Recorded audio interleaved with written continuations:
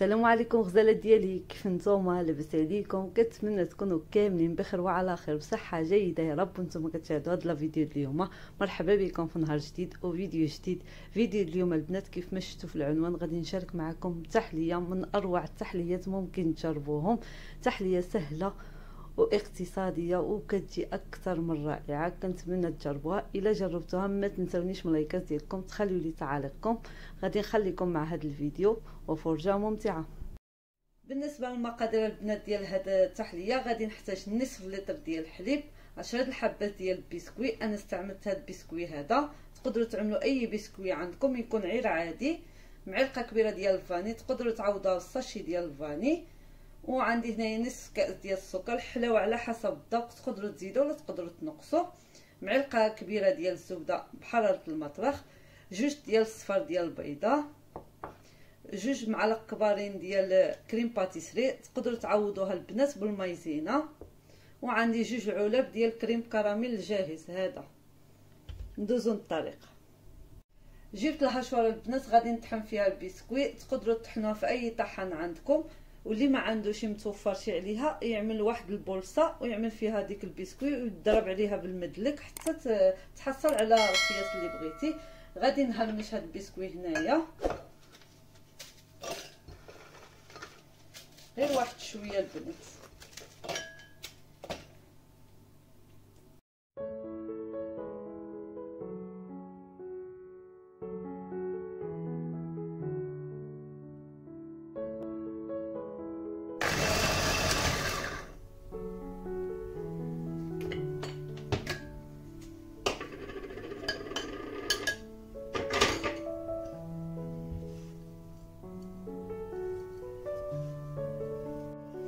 هنا البنات بعد ما طحن ديك البسكوي جبت هاد الكاسويله غادي نعمل فيها نصف لتر ديال الحليب كيف ما قلت لكم، السكر، كريم باتيسري،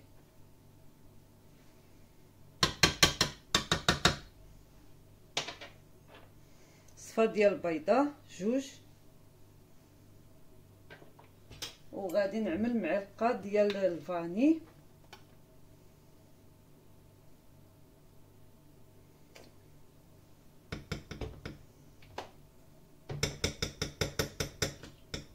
هنا البنات غادي نحرك هاد المكونات مزيان حتى ما يبقاو لي شي كويرات ديال كريم باتيسري، وغادي نعملهم فوق النار حتى يبدا يغلي لي الخليط. عاد غادي نسيب ديك المعلقه.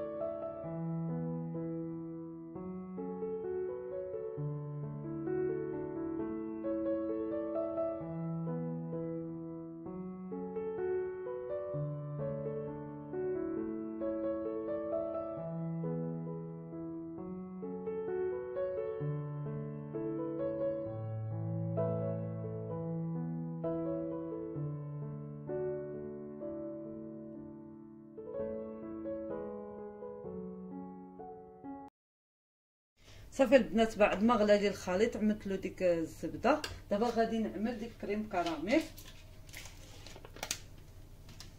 غادي نعمل هاد جوج العلب وغادي نحرك مزيان.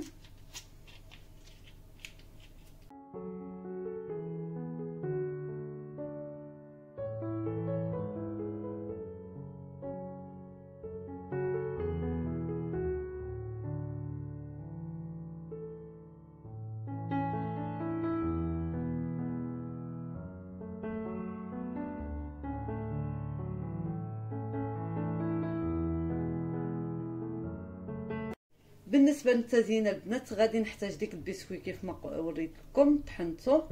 وعندي هنايا شويه ديال اللوز اختياري، تقدروا تعملوا حتى الكاوكاو اولا تستغناو عليه. انا كيعجبني مع اللوز كيجي كيعطي واحد المذاق روعه البنات. هنايا غادي نحتاج الكراميل حتى هذا اختياري، وغادي نحتاج البنان.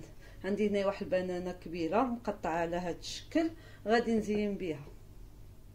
هنا البنات جبت الكؤوس اللي غادي نعمل فيهم، تقدروا تستعملوا اي كؤوس عندكم. غادي نستعمل هادو ما كبارين ما صغارين، غادي نعمل 4 ونشوف.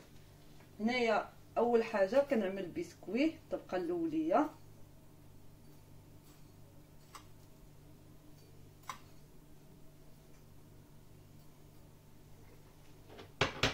غادي نضيف له هذا اللوز، شويه ديال اللوز. كيف ما قلت لكم تقدروا تعوضوا اللوز بالكاوكاو حتى هو كيجي روعه البنات.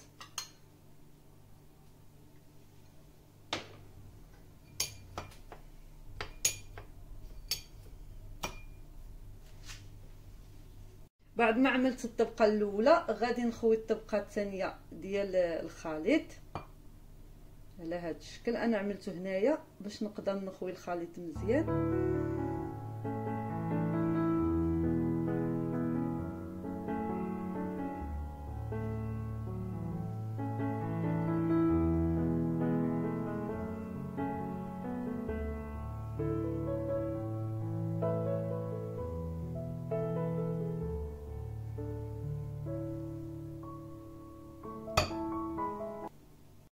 الطبقه الثالثه البنات غادي نعمل ديك البانان على هذا الشكل هذا.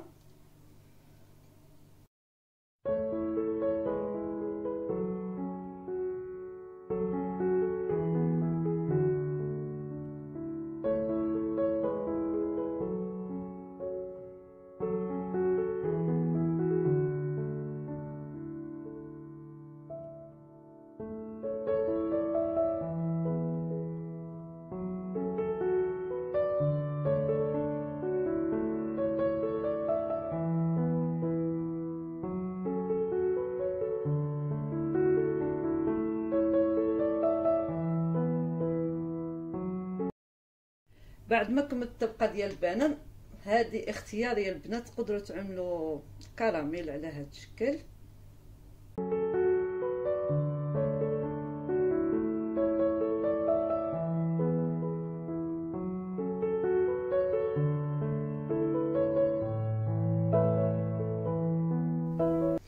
هنا غادي نعمل دابا الطبقه ديال البسكوي عاوتاني.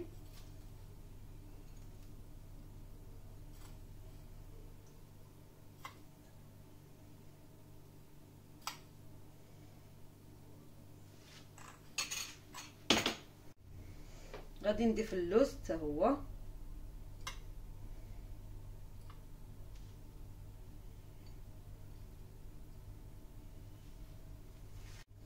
والطبقه الاخريه البنات غادي نعمل الخليط.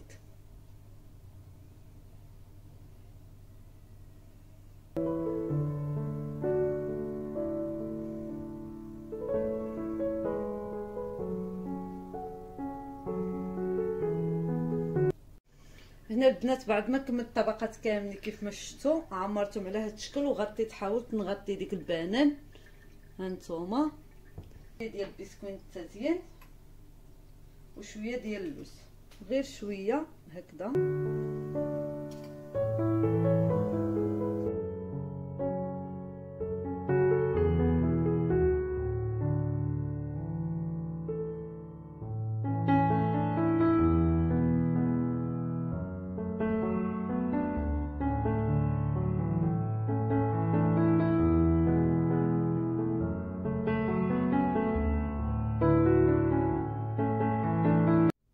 هنا البنات صافي، هذا هو الشكل النهائي للتحليه ديالي. زينته بشويه ديال البنان من فوقيه حتى هما زيدته، وزيت الكراميل زوقت به.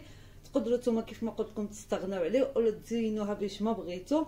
هنا غادي نقول لكم وصلنا لاخر الفيديو. كان هذا هو الفيديو ديالي اليوم. كنتمنى هذه الوصفه اليوم تعجبكم وتجربوها. الا عجبتكم ما تنساونيش من اللايكات ديالكم، تخليو لي تعاليقكم. واللي اول مره كتشاهد القناه كنقولها مرحبا والف مرحبا. ما تنساش اختي تشترك في القناه، تفعل الجرس باش توصل دائما بالجديد ديالي. طبعا الى عجبك المحتوى غادي نقول لكم السلام عليكم والى فيديو جديد ان شاء الله.